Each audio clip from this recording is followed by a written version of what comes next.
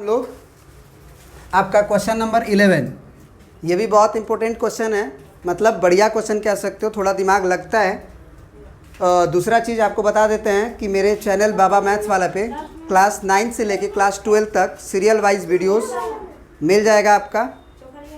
RS Agarwal और NCERT का पूरा प्लेलिस्ट, पूरा फुल वीडियो के साथ ही साथ जो बच्चे अगर IITs की तैयारी कर रहे हैं उनके भी पूरा प्लेलिस्ट तैयार हो रहा है ना, और लगा हुआ है, उसमें प्रोसेसिंग में काम लगा हुआ है, यानी कि सब वीडियो तैयार हो रहा है। आप जाके वहाँ देख सकते हैं, समझ सकते हैं, ठीक है ना। और बहुत ही आसान भाषा में समझाया गया है। दूसरी चीज़ कि जो भी ये टॉपिक हम लोग पढ़ते हैं वो टॉपिक का लिंक उस पूरा वीडियोस का, जैसे ट्रायंगल चल रहा है तो ट्रायंगल चैप्टर का पूरा लिंक NCERT और RS अग्रवाल का जो है इसी वीडियो के डिस्क्रिप्शन में आपको मिल जाएगा, पूरा फुल वीडियो का, तो आप जाके देख सकते हैं। तो चलिए आप शुरू करते हैं क्वेश्चन को।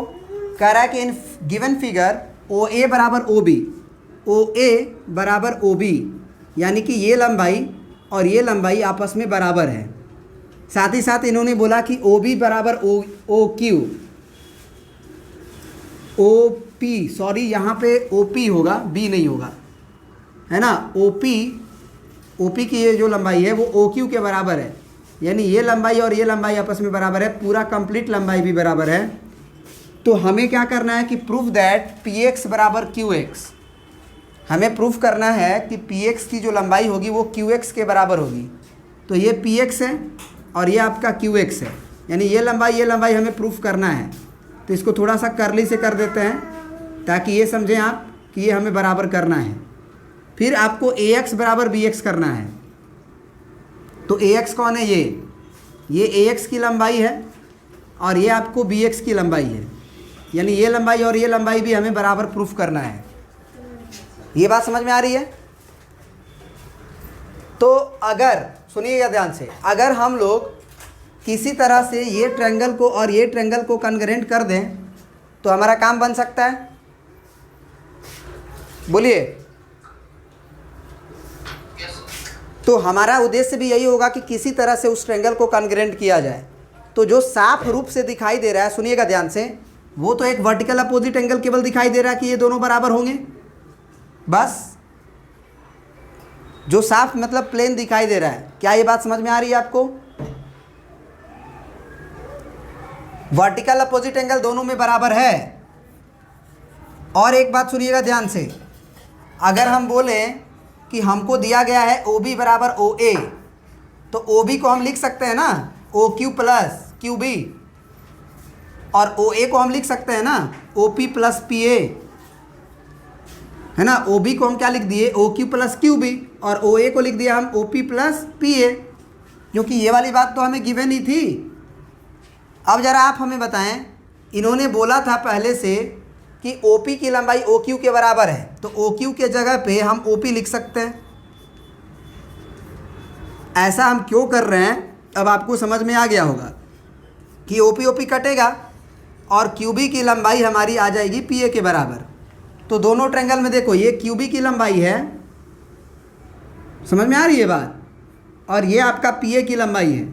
कम से कम हम एक लंबाई तो बराबर करने में सक्षम हो ही गए। बोलिए, सुन रहे बात को? एक लंबाई तो हमने बराबर कर लिया ना ये दोनों। अब हमारी बात सुनिए, ये एंगल को ये एंगल के हमने बराबर किया हुआ है। अब अगर जरा बताओ कि अगर एक साइड हुआ है बराबर, तो एक साइड और एक एंगल से हम कॉन्ग्रुएंट तो नहीं है बोल सकते हैं। दो साइड तो हम कर भी नहीं सकते हैं, क्योंकि अगला दो साइड तो हमें बराबर ही करना है।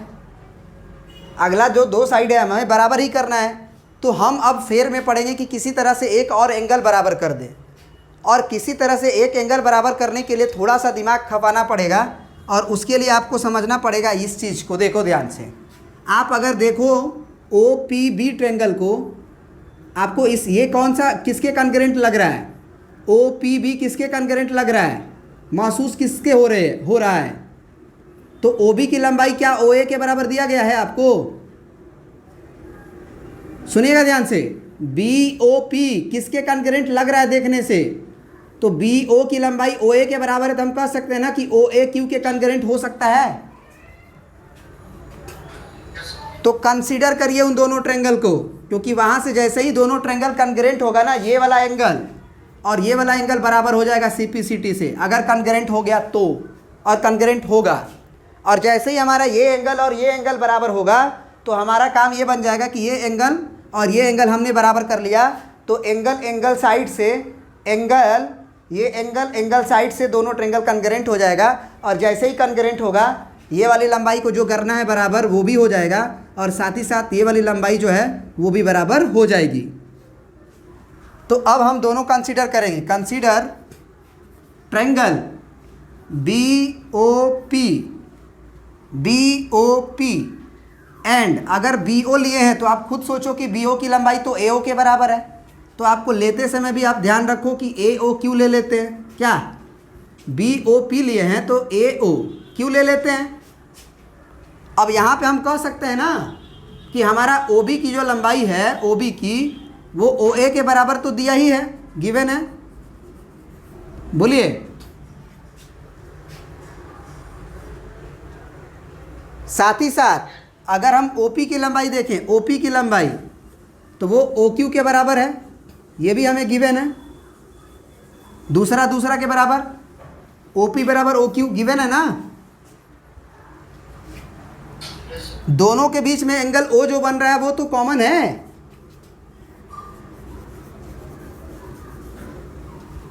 OB और OA देखना ध्यान से, O किधर गया, बड़ा वाला ट्रायंगल के लिए इधर लिए थे, तो एंगल O आप इधर वाला ट्रायंगल लो चाहे इधर वाला ट्रायंगल लो, कॉमन है दोनों में। तो अगर ये हो गया तो भाई कौन सा थ्योरी लगेगा, दोनों साइड के बीच में एंगल हो गया ना जी। देख लो, ये ऐसे गया था ना, ये लंबाई थी अगला में, और एक फिगर आपका ऐसे था ये, और ये था आपका, ये O था, ये आपका Q था, ये B था आपका, ये आपका O था, ये आपका P था, और ये आपका A था। तो आपकी OB की जो लंबाई है वो OA के बराबर थी, और OP की जो लंबाई है वो आपके OQ के बराबर दी गई थी, और एंगल O जो है वो दोनों में कॉमन है, ये वाला। तो एंगल जो है दोनों साइड के बीच में ना है, दोनों साइड के क्या है, बीच में ना है। तो by side angle, side congruency, कौन कौन सा ट्रायंगल कॉन्ग्रुएंट हो गया जी, जो अभी हम लिखे हैं, BOP is congruent to triangle AOQ। और जैसे ये कॉन्ग्रुएंट होगा, क्या हम लोग एंगल B जो पहला बन रहा है वो उधर का एंगल जो पहला नंबर पे एंगल है उसके बराबर होगा बाई CPCT। यही तो हम चाहते थे। और ये अगर बराबर हो गया तो अब हम कह देंगे कि ट्रायंगल BQX या BXQ is congruent to triangle BXQ। अगर बोले हैं तो इधर क्या हो जाएगा, AXP। ऑर्डरिंग बहुत ध्यान रखना है कि अगर आप BXQ लिखे हो तो 3 लाइन वाला 3 लाइन के बराबर करना है आपको। समझ रहे हो ना बात को आप? तो गलती लिखे हैं क्या हम, BXQ होगा तो इधर क्या हो जाएगा, AXB होगा ना, AXP। सही तो है, सही तो है जी, कोई दिक्कत है? ये हम गलती कर दिए क्या, ये 3 लाइन वाला करके? ये होगा, ये बात समझ में आ रहा है कि नहीं आ रहा है? देखो ये एंगल X के बराबर होगा ना, वर्टिकल अपोजिट एंगल से, एंगल X के बराबर, और एंगल B पहला नंबर पे है और एंगल A पहला नंबर पे है, तो ये B और A तो बराबर है ही। तो एंगल B बराबर एंगल A कैसे है ना, प्रूव्ड हो चुका है, ये बात प्रूव्ड हो चुका है। तो भैया तीसरा सेट तो करेगा ही।